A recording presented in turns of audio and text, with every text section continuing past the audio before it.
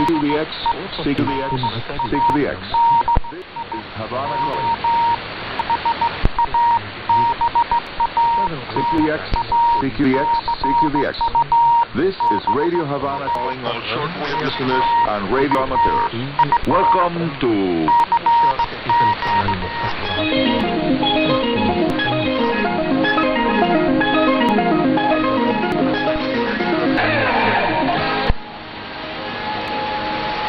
DXers Unlimited, Radio Havana's weekly feature dedicated to the fascinating world of radio communications.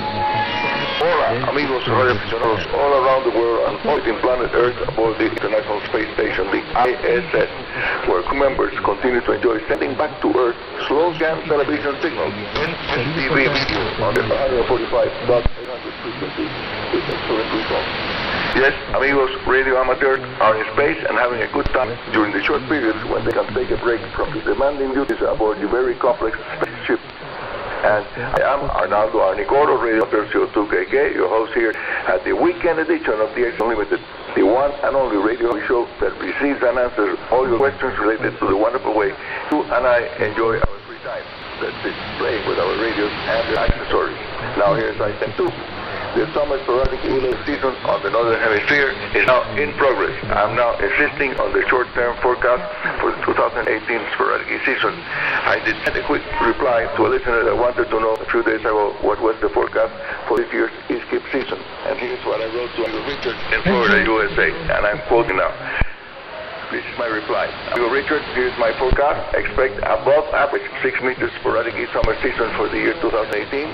There seems to be an ever-growing criteria among the DXers that seems clear inverse correlation between periods of very low solar activity and the occurrence of sporadic events.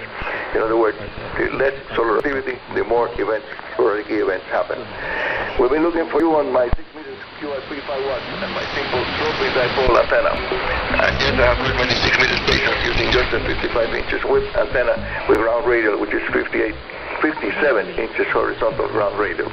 Now I will compile all the observations about the spring and summer 2018 sporadic season, and we will find out if my forecast was accurate or not.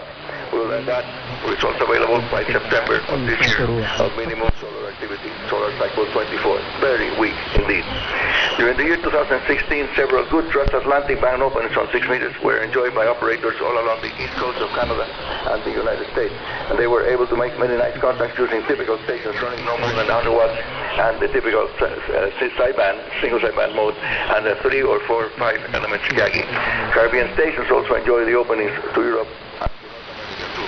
For TV DXers in the USA, this season brought the possibility of picking up many Mexican, Central American, and Cuban analog TV stations that are still on the air using the NTSC-M 525 lines resolution transmission standard, now in progress of being phased out in favor of digital TV over-the-air broadcast in many countries.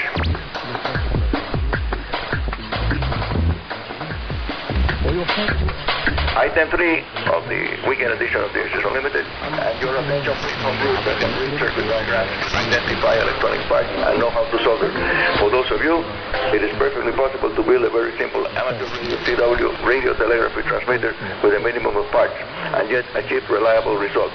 It does need very careful construction to make the homebrew self-oscillating, just as a self-oscillating Hartley, stable enough to be able to use it on the amateur bands.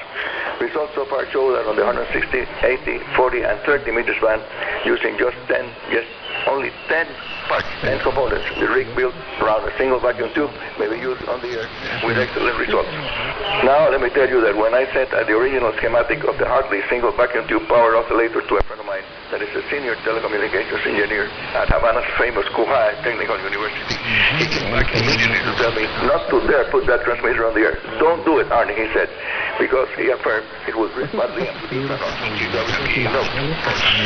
Then my reply went back with an MP3 file of the sound of the Hartley power oscillator on the air, producing a nice, clean, stable signal free of frequency drift or KHR. Beautiful sound.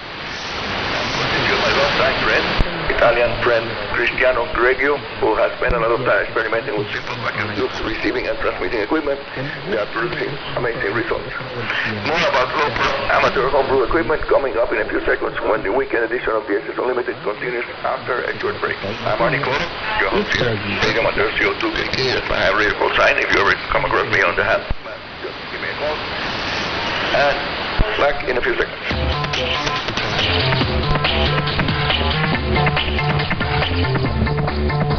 Yes, amigos, you are now listening to Radio Havana Cuba, and here is more about low-cost, simple equipment for enjoying the radio hobby without having to apply for bankruptcy. There is no doubt that professional radio receivers designed and built by the German firm Rode and Schwarz are among the best of the world.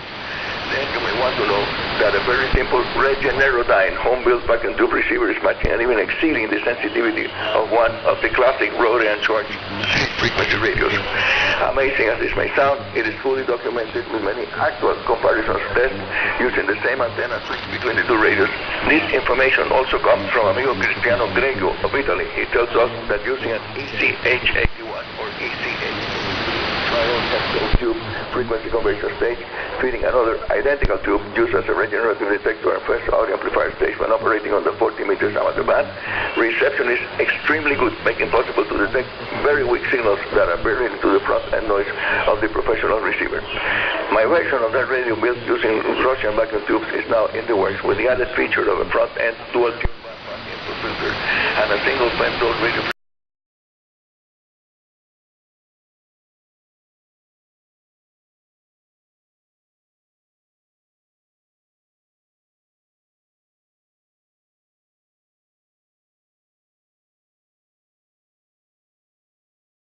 entry into the assembly line at my garage workshop. Something that I always do before starting to place the parts into circuit boards or chassis point-to-point wiring, in order to avoid the very bad problems associated with using a defective part on a new radio. Yeah, it's mind-boggling. Believe me, testing each and every part before assembly is a really sound practice of homebrewers.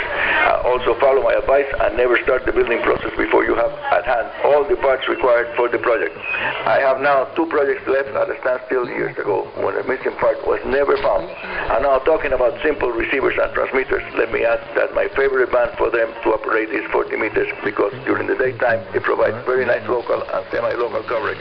At night, during the night time, it changes into a wonderful band for making DX concerts all around the world. 40 meters will continue to be a very reliable band for nighttime DXing for the next 2 years, amigos. That is why the reason I'm installing a 97 MHz antenna that is also a worthwhile project, especially if you can add its wire elements for the 30 and 20 meter bands in parallels too.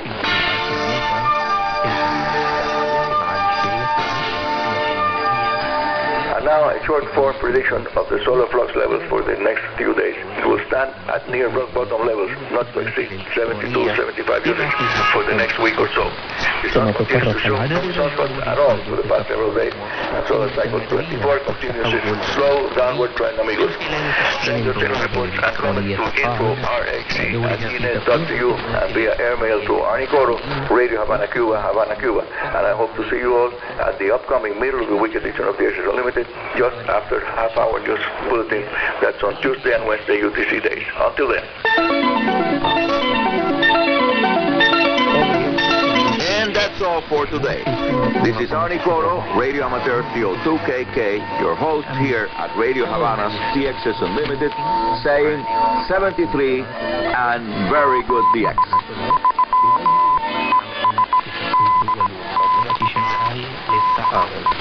وتضم المؤسسة الصينية روسيا والهند وكازاخستان ودولا آسيوية أخرى.